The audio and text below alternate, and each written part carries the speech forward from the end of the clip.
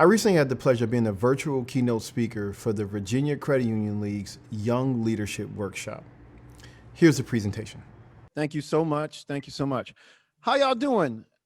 Glad all of you all had an opportunity to register and log on today. I feel blessed to, and yeah, just to let y'all know, we're doing the remote thing, and my kids are here. So every now and then we're going to have these moments of disruption, perhaps. But anyway, I feel blessed to be here, and I'm honored to be in front of you again. I chose the topic keys to building a career in an uncertain environment. And the reason why I didn't say keys to building a career during COVID-19 is because there will always be things like this that will impact us, that will force us to adapt, that will force us to change. This particular situation with COVID-19 just happens to be something that's affecting us all at the same time. But a lot of us may have had something that happened in our life 2 years ago that threw us off, or something that happened 10 years ago that threw us off. So there's always going to be an uncertain environment. And so what I want to do is share a little bit about my story for those of you that haven't had an opportunity to hear it, give you some of the pointers that I see that make certain credit union professionals more successful than others, and which for some, and there's always somebody new that's wondering, well, should I listen? You should listen primarily because I'm going to communicate to you differently than anyone else. I'm going to keep it 100. I wear my heart on my sleeve. I like being unique. I like being different. And I also feel that the energy that I put out is the energy that I get back. Real quick, I'm originally from New Orleans, Louisiana. I started off my career as a regulatory examiner. So that's like my footing and my background. I went from being a regulatory examiner to working with an external audit firm. I received my certified internal auditor designation, certified information systems auditor designation while there. I left there, and then I started my own firm, Synergy Bank Consulting and Synergy Credit Union Consulting, roughly about 10 years ago. And I haven't looked back since. Right now, we provide strategic planning, board training, supervisory committee training, enterprise risk management training. We do consulting for both small and large credit unions. My smallest credit union, honestly, hasn't even been started. I'm helping 2 credit unions get started. My largest client is $5 billion. And so I have a perspective. I'm not a passive person. I don't play it to the middle. There's going to be some things you may agree with. There are going to be some things that you may not agree with. But I think more importantly, if we engage, we can find some place to meet in the middle.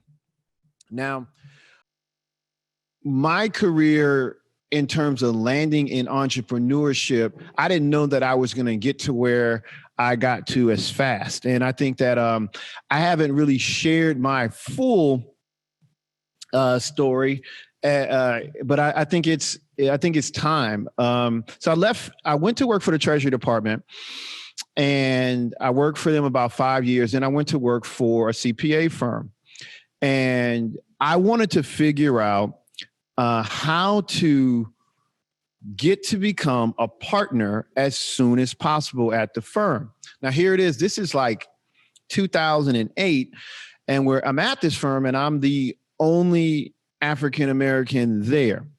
And I realized that, well, how am I going to differentiate myself from my peers? And I realized that the people that were moving up were bringing in new clients. So I said, okay, I can be a great auditor, but I also need to be a good salesman. So I started bringing in more sales.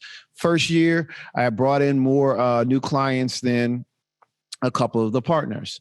Second year, I brought in more clients than some of the other partners. And I started pressing them about moving me up. And then 10 years ago, and this is important, and I want y'all to really hear me as I tell this story. I got blindsided because I walked into their main office and one of the partners came in and told me, Anson, you don't fit into our culture anymore. What you mean, Jack? What do you mean I don't fit into your culture? I've been bringing in sales. Yeah, that's fine, but you just need to do that somewhere else. Okay, cool. And so I made a decision that day that I would never work for anyone else. Now, I've told that story before, but I've never told it in the context of the environment that we're in. And there may be a young person in a minority that needs to hear this. I was working at an all-white firm. They let me go. I thought it had something to do with my color, but I couldn't tell, so I moved on. But one of the things that I had to realize is that I had to move past that, because guess what? I started my own firm, and guess who was my first 2-3 clients? It wasn't the local black bank. It wasn't the local black credit union. It was this guy looked like Danny DeVito from Macoconah, Iowa. There's another gentleman in Wonder Lake, Illinois, and another gentleman down in Kingstree, South Carolina, all white males. That gave me my first shot. And so one of the things that I want you all to realize in this uncertain environment, COVID, tensions and things of that nature, is that you can't box people in. You have to be who you are and stand on your 10 toes and not accept nonsense, but also don't write off people. You can't say, well, man, I could have been better, man. Those folks, they let me go from that firm. I'm just going to go after this one group, or I'm going to be bitter about it.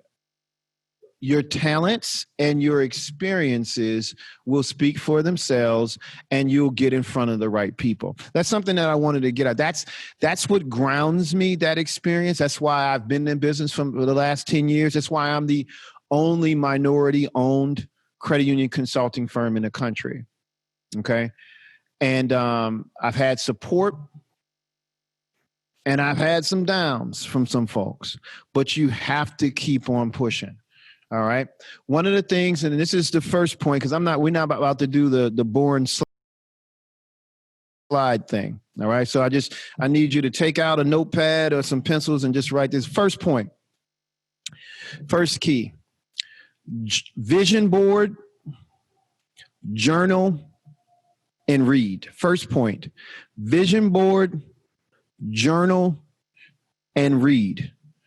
The reason why we vision board, or the reason why we write down what we want to achieve, is because you're communicating to yourself, you're communicating to your subconscious what you want to see happen. And regardless of the environment, if you wake up and you look at that and you affirm yourself, y'all, let me tell y'all what I say to myself every morning. I am enough. I am smart. I am creative. I am loved.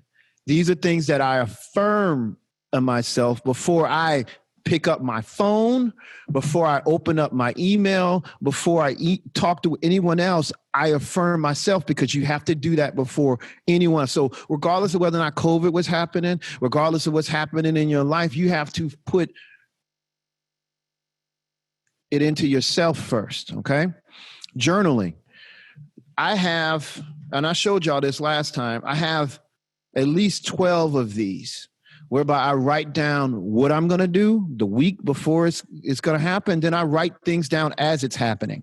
And what it allows me to do is look back 10 years and say, hey, I've been through something like this before. Or it allows me to say, hey, this was a hard time and I made it through.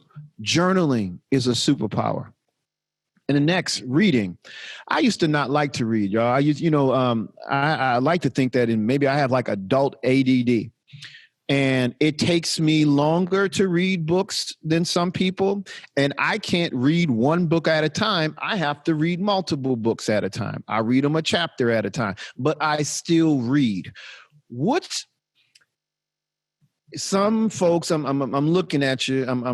I got telepathy. Oh, reading all this other stuff. Listen, it's the only way that you can get knowledge from multiple people without living their lifetimes. People write biographies, write books, and you are able to glean from them their experiences in 300 pages. Okay. And one other thing, when I realized that most millionaires read 40 to 50 books a year, you didn't have to tell me anymore. All right. I'm not going to do it at the same pace as them. But I'm still going to do it. Okay. So number one, vision board, journal, read. Number two, get certified in something. Whatever it is, whether or not you're an HR professional, marketing professional, internal auditor, get a certification. What do certifications do for you? I'll tell you, when I was at the Treasury Department, I ran across a supervisor that wasn't feeling me. And that supervisor was saying, Anson can't do this and Anson can't do that. I said, I got something for you.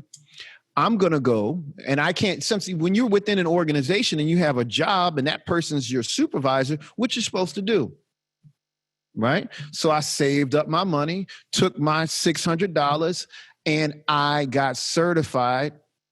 And then I was like, what now? Because apparently, based on your evaluation last year, I'm not capable of doing those things. But this certification here that these other people have says that I can. And so it gives you some outside validation, especially if you found yourself in front of a less than supportive supervisor. Also, it differentiates yourself from other individuals when there's job applications. And it forces you to focus and learn things at one point in time, okay? Also, just the side note about certifications here. Let's move this out the way so I can see the chat. Side note about the certifications. After you get it, though, please don't think you that's the end of it. You have to continue learning. It was what you knew at one point in time. So I'm a certified information systems auditor. I did that 12 years ago. I haven't done an IT audit in 7 years. Okay. And so I'm able to maintain it through CPE because I teach, but it doesn't mean that there's a person that does not have my same certification that would blow me out the water on IT audit topics. So again, it's beneficial, but be humble as well. There will be people that don't have your degree, people that don't have your certification, that don't have your background, that will know more than you. I was on the phone with a CEO this morning that had a degree in drama. Okay? Had a degree in drama, and he'd been a CEO, I think, the last 20 years, and he's doing fine. And so, again, do not box yourself in and don't allow anybody else to box you in. Get certified in something. Okay? Next. Be dynamic. All right. And what I mean by that is find skills that don't necessarily go together. Okay. For example, be that HR person that knows a lot about the loan process and the deposit operations process so that you can better communicate with the deposit operations manager and the loan operations manager when they're looking for someone to replace. Okay. Be that, let's say, IT person that's not just technical with the IT stuff, but also knows enough about deposit operations and loan operations so that you can have a better line of communication with the individuals that you've been charged to serve. Okay. So you want to make sure that you're dynamic. Okay. Make sure that you're unique and you combine those skills in a unique way that makes you different. So for example, right now, I'm a bank and credit union consultant. But guess what else I've been able to do? In the last 5 years, I picked up skills as a videographer and an editor, video editor. Okay. Here, COVID-19 comes up, people canceling conferences all the time.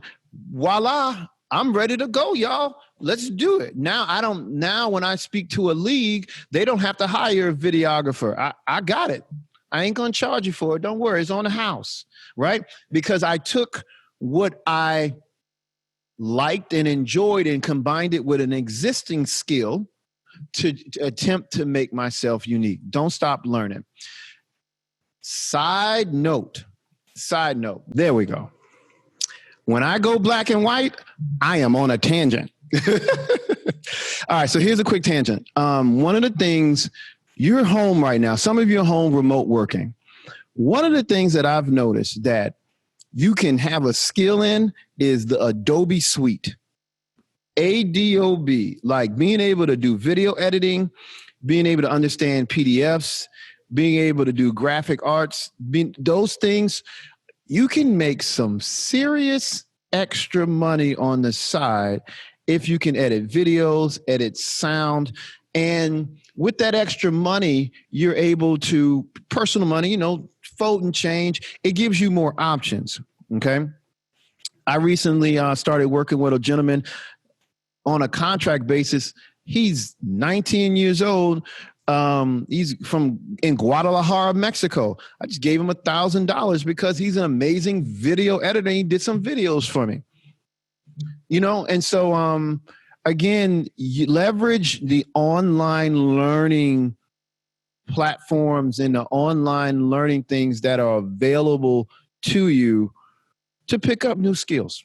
Just pick up new skills. All right. So let's get back to normal here.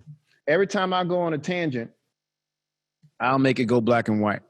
Be dynamic. Number 4, be a small business. You are a small business. You're not an employee. You're an employee to somebody else. They see you as an employee, but you have to see yourself as a small business selling your services to this particular institution for a period of time, as long as they're treating you fairly. And if your client isn't treating you fairly and treating you right, then you need to put yourself in a position to pivot. In your career, there are going to be individuals that take a liking to you. They either like your story, they remind you of them, and they bring you along. In your career, there are going to be some folks that just want you to shut up and do your job. Okay?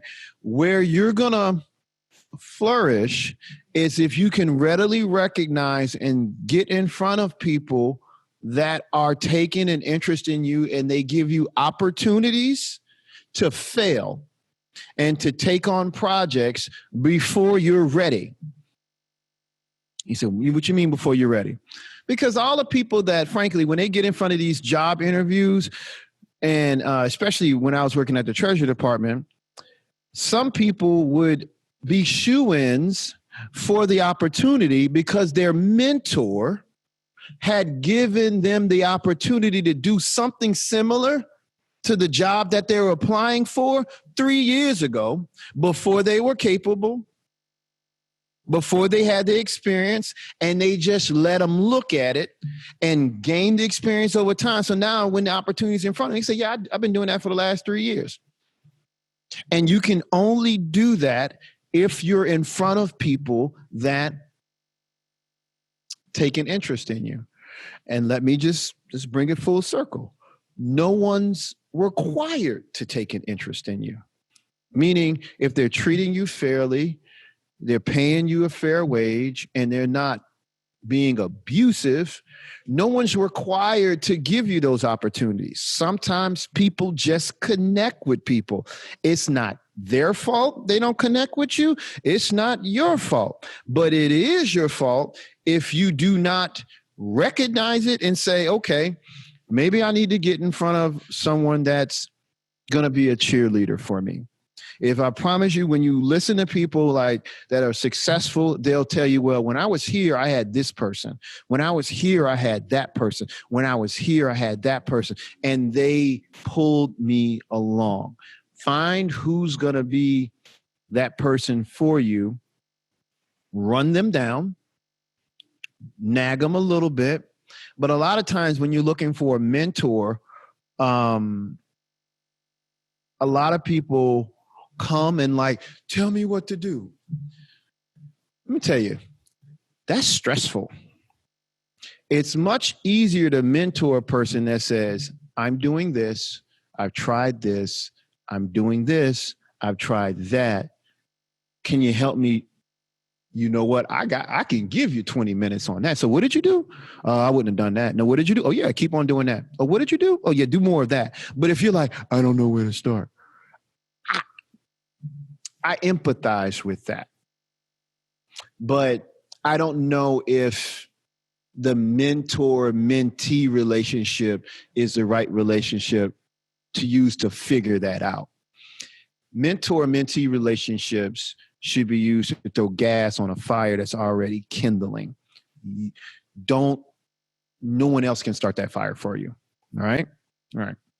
So again, you are a small business. You are your own marketer. What does that mean? Write some blogs, do some videos, start with YouTube. Do something unique that gets you out in front of people. One of the things that I had to realize quickly in the environment that we're operating in now is this. I have to be a digital media company first and a consultant second. I have to be a digital media company first and a consultant second. Why? Because I need to be where people are so that I can have their attention. Okay? If I can think that I'm the best consultant out, but if nobody knows, I can think I'm the best barber out. If nobody knows, I can think I make the best peach cobbler, but if no one knows, what's it? So you can think that you're the best HR professional, but you haven't written anything down to show your thoughts and give people the opportunity to challenge your thoughts. You can think you're the best loan officer, but you ain't wrote the 7 steps to easily bring in member business loans. You can think you're the best collections person, but you ain't never wrote a best practices piece on collections. That's how you get noticed. That's how you build your brand. Those are going to be the things that differentiate yourself. Now, y'all know I do. Hold on, let me find my thing again. I should keep that up. Y'all know I have a heart for certain individuals that some of the things that I'm saying is stressing you out.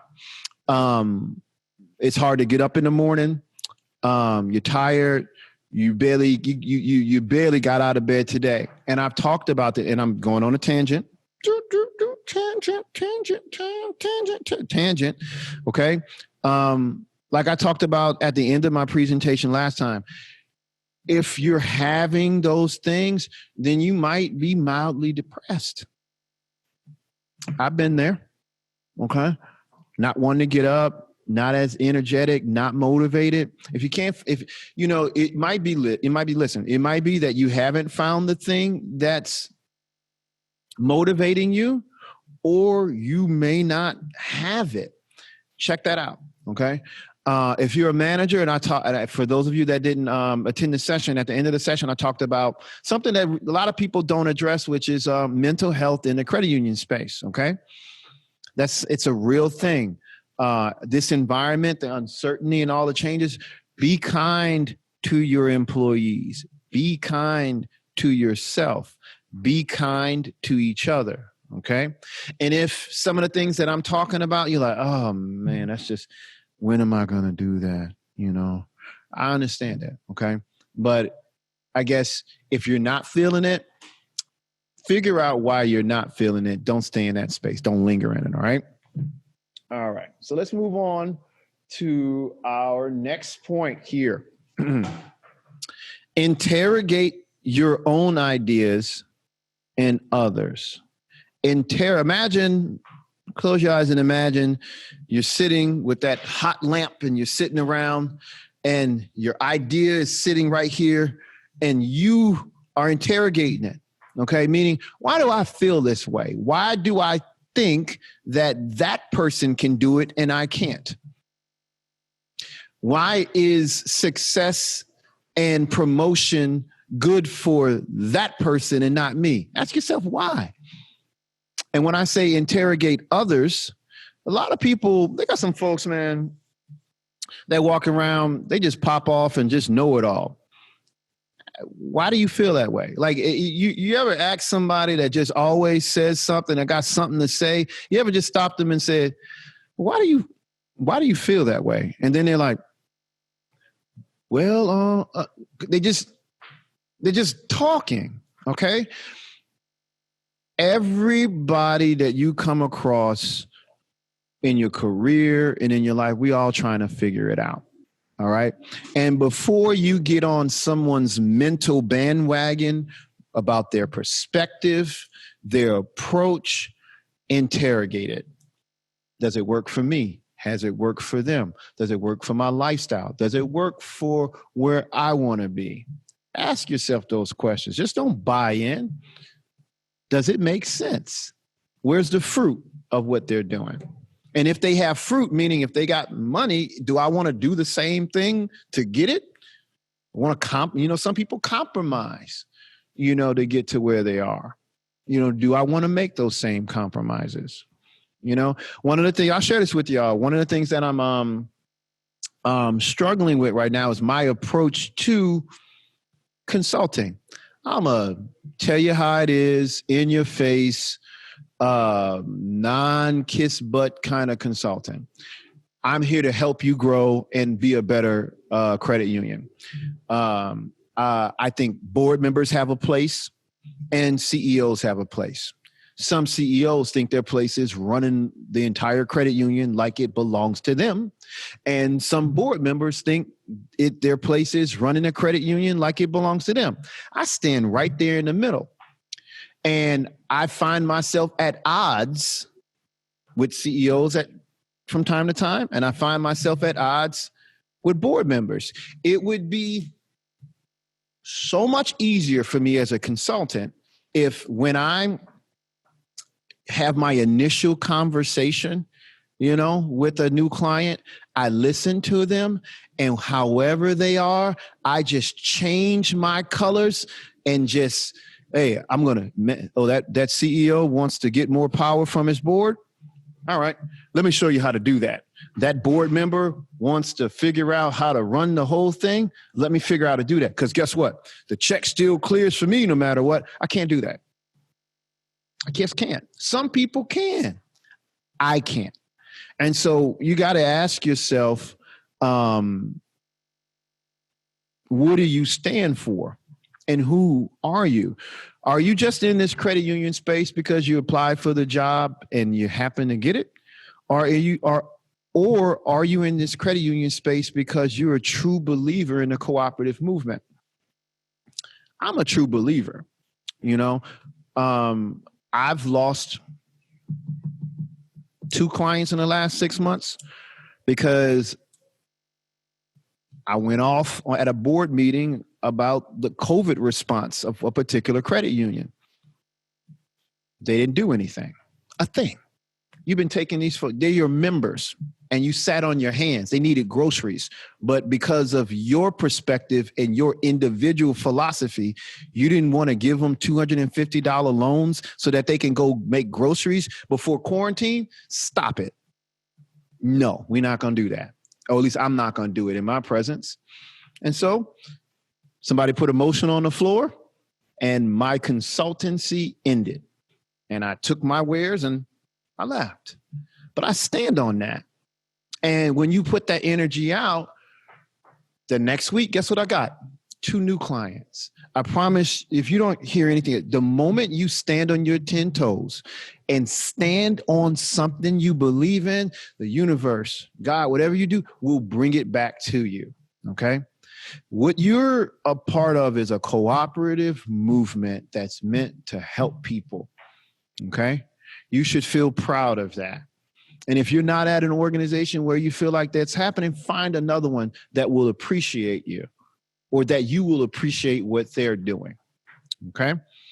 So interrogate your ideas, interrogate others, stand on your 10 toes. I have 10 toes, and stand for something. All right. Next, find people who have full cups. Find people who have full cups, meaning if my cup is empty or if my cup is half full, I don't have it to give you and help you develop your career because I'm barely making it myself.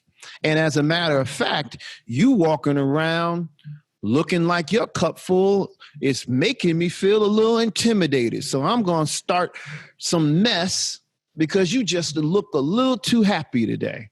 Or you're asking for extra work, or you're getting a certification. You're going to pass. Here's the thing. You have to have empathy for people like that, but you also have to protect yourself from folks like that because their cup is their cup is empty and they want to draw from you. Look around. You'll feel the vibe. You'll know who has enough to give, who lights up when they see you, who's willing to stop in the middle of the hallway and ask you how you're doing. Lean into that. Okay? Lean into that. Find people who have full cups. Okay? All right? Next. So we got 1234. Go downstream. Go downstream. Now, this might not be popular to some of my larger credit unions. There's a large credit union CEO on the call. But let me tell y'all this. We're losing credit unions by the hundreds every year due to weak management and weak governance of some of these smaller credit unions. Okay? Some of you will never be the CEO of a $1 billion credit union. There's only so many slots, or the $500 million credit union, or the $750 million credit union. But guess what you can be the CEO of? A $50 million credit union has a membership base in a community, and the board is saying to themselves, well, we're thinking about just merging with these other folks because we can't find somebody to run our credit union for us.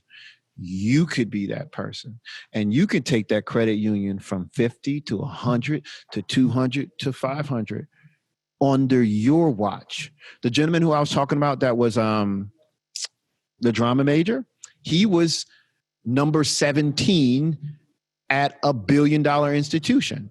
He left. He went to a smaller credit union and he grew it by $100 million. And now he's ready to pass the baton to somebody else. Okay. And he was able to take the knowledge, the skills, and the experience he got at that larger institution and bring it to a smaller community. One idea that I want you to interrogate, that I will stand on any panel or any, is that you have to be a certain size to survive as a credit union. Not true. Not true. Okay. You know, there are small credit unions that service a very unique group in their community, and they do it well. And in my opinion, the cost of technology is going down. And what some of these credit unions are missing is just managers with more tools on their tool belt. Because honestly, some of these credit union CEOs, if I was to be candid with you all, some of them are just retail branch managers who the CEO, but what they really need is somebody that understands marketing and loan sales and asset liability management. All the skills that you may be able to develop at your larger credit union, you could then use it downstream. Because and I'll just share this with you, and I want to, and this is your age group is going to be in my opinion, the group that's going to make the last stand. Okay. And if some of you don't take on some of these challenges that are happening at some of these smaller credit unions, they're not going to be around. Okay. Now, for the person on the line that is like, well, Anson and I disagree, I want to interrogate your idea. Let me make this point to you. Let me get very specific. If you're $1 billion credit union, you've given your marketing department $1 million to grow your membership, but the only way you've grown your membership over the last 5 years is through merger and acquisition, you wasting $1 million every year because you do not know how to organically grow your own membership through your brand awareness and your member onboarding process. So what are you doing with that money? That's number one.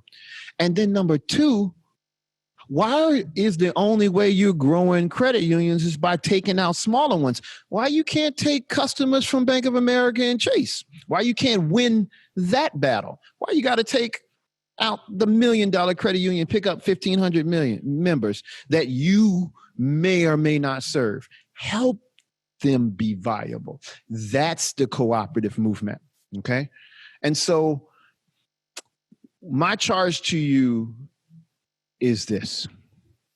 Don't be a credit union / banker, please. Be a true believer in the credit union movement and make sure that if you eat, everybody else eats. Okay? A couple of quick things that I wanted to just kind of talk about, go around some of the departmental things. If you're an IT person that's on the call, I'm pretty sure that you've been swamped with onboarding everybody and moving everybody over to remote work. This is an opportunity for you to have more interactions with people, right? And really deliver that service and making sure the remote working environment is working. This is an opportunity for you to shine, okay?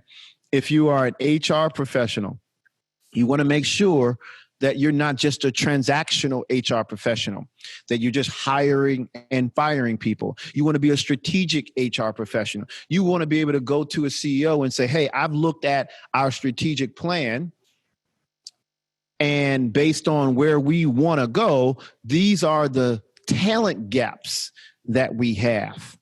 Okay? Be that person. All right? Learn about it. Look at certifications. If you're just transactional right now, Anson, how do I get that information? Google it.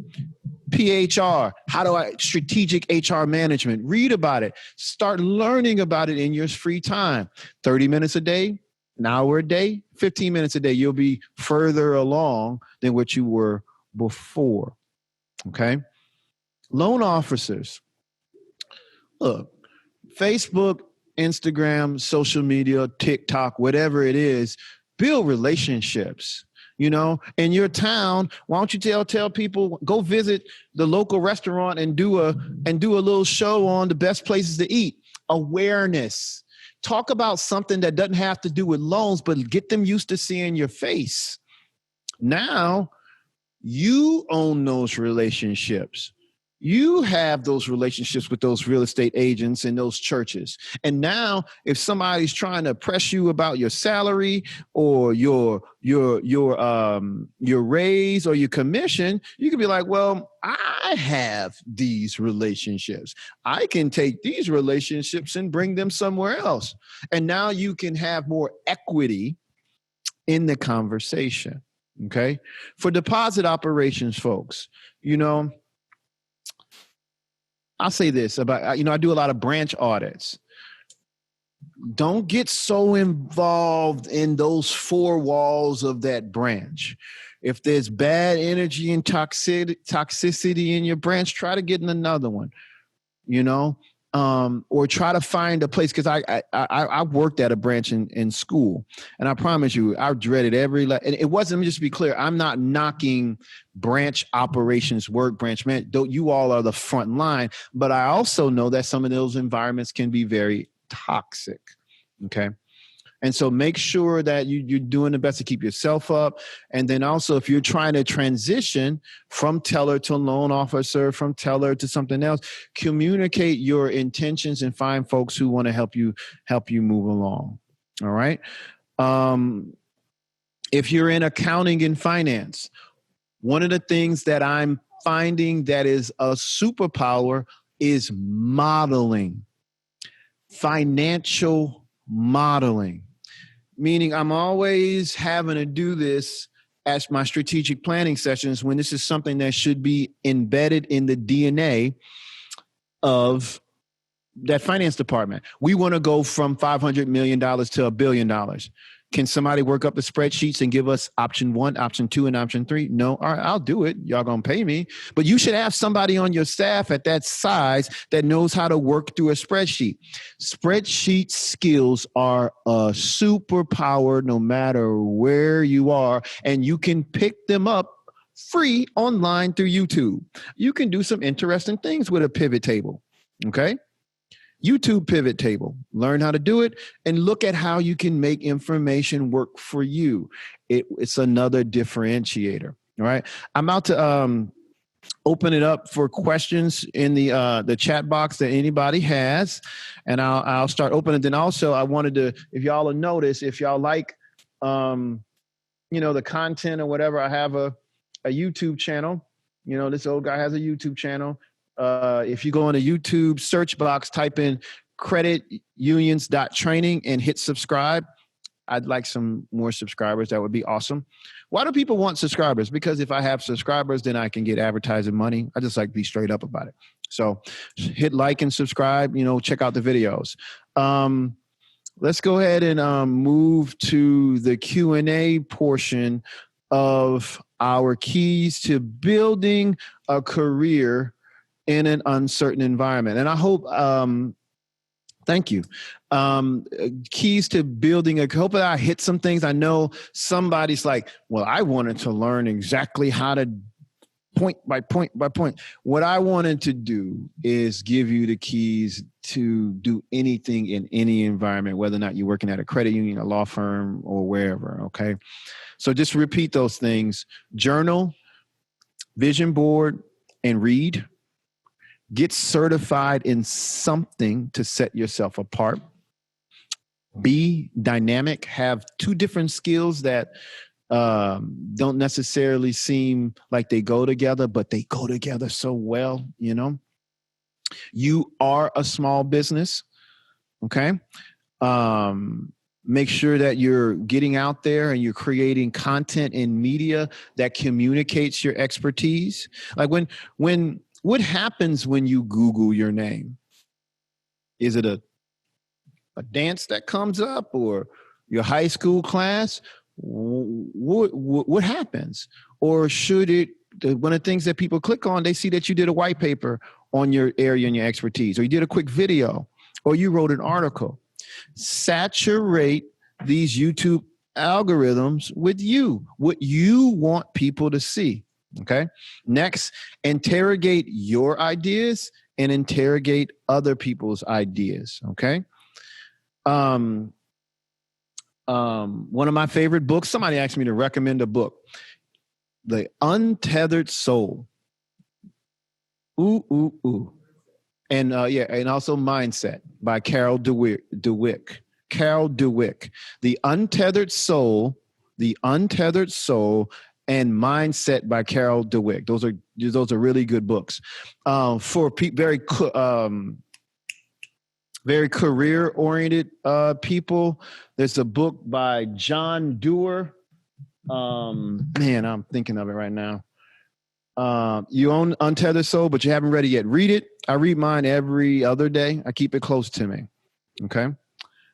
Let me see. Let me find this book real quick. Y'all can send in the questions if y'all have any while we round out the last 10 minutes. Also, for your friends and coworkers who have not, um, um, didn't attend, we'll be sending out the link for the video after. Probably CJ will send it out in a couple of days. Okay. I'm getting the book. The name of the book is called Measure What Matters by John Doerr, Doerr. Measure What Matters by John Doerr. It's helped me out personally. It's what I use, the concepts in it. It's what I use to facilitate my strategic planning and operational planning. He talks about the same concepts that they use here is what Intel uses, what Google uses, what YouTube uses to get things done. And so even if you're not in a position to lead yet, start thinking that way. Measure What Matters by John Doerr. Do I have any advice for credit union trainers? Like you're talking about like some people that are responsible for training other your employees, or are you training your members? Which specific? Talk to me. What specific? Employees. Okay. So let me, and anybody, let me tell you, I'm going to answer everybody's question the same way. All right. So let's think about it. What's your value proposition to your supervisor, and why are they paying you? Well, you're training them so that they can, one, effectively do their job. Okay. But there's a difference between training someone and educating them. I think education is a little bit better because when you look at the word education, the Latin derivation, educa, it means to draw out from within. And so when you educate someone versus training them, you're bringing out what was already within them to combine what they need. Okay. And so when you train somebody, they just kind of, so we educate them. All right. And in educating them, you're making sure that your organization has a workforce that's prepared to pivot and adapt to an uncertain environment. And so, one, you need to make sure that you're assessing your employees, meaning loan officers should know debt to income ratios. When the last time y'all made them take a test? Because if loan officers don't know debt to income ratios, I promise you, you're making mistakes in your underwriting. All right. You want to assess, and also you want to provide them training opportunities that are unique to their learning styles, right? You want to make sure that you have written stuff, listening stuff, and video things. Did that help out? Okay.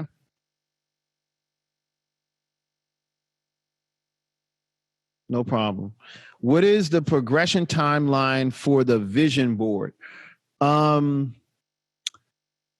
think that, well, let me just say this. I think when you're vision boarding, you want to have your you want to have something that gets you up in the morning, meaning if it's a Maserati, if it's a particular house, if it's a particular vacation, it needs to be up there because all of us selfishly have something that we want to attain or do that gets you motivated, gets you going. That's how and I think you have to incentivize yourself by seeing some of those things. I'm about to redo my vision board because I'm hitting some of the things that, that's when you tell you, one of the best feelings is pulling up an old vision board and saying, I did that. Knocked it off. Now it's time to put something back in that spot. But I would say 5 to 10 years out is good.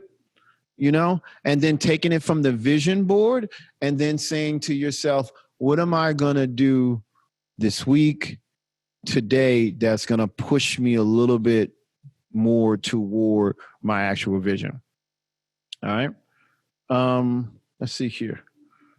Anybody else? We got 10 more minutes. We end up having CJ. We thought we was only going to have 35 people in the house. We got 52 people. Thank you so much, Virginia. You all are amazing. One of the things that I'm thinking about creating is an online management school whereby if someone isn't investing in you, we're going to have a place for you to learn about asset liabilities if you're a teller, for you to learn about lending if you're a teller, for you to learn about human resources if you're a teller. If you're in collections, you can learn about things that are outside of your immediate responsibilities so that you can prepare. Because what we need a lot more of in these CEO searches is, frankly, some diversity. I've been involved in 10 CEO searches in the last year, and there's not a lot of diversity, not a lot of women, not a lot of minorities. And we need to see more diversity in that. Okay. Also, you want to make sure that you're investing in yourself through that education so that you can move through those departments. Some of my favorite CEOs are CEOs that touched every last department before they landed in that seat, and they're more capable for it. Okay. Let's see what we got here. Yeah.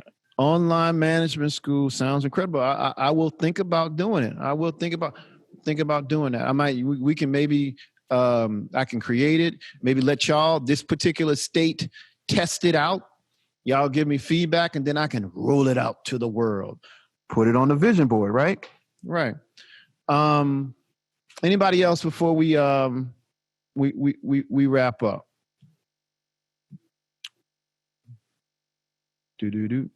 Also, just shameless plug for those of you, I do have an online supervisory committee school for your supervisory committee members.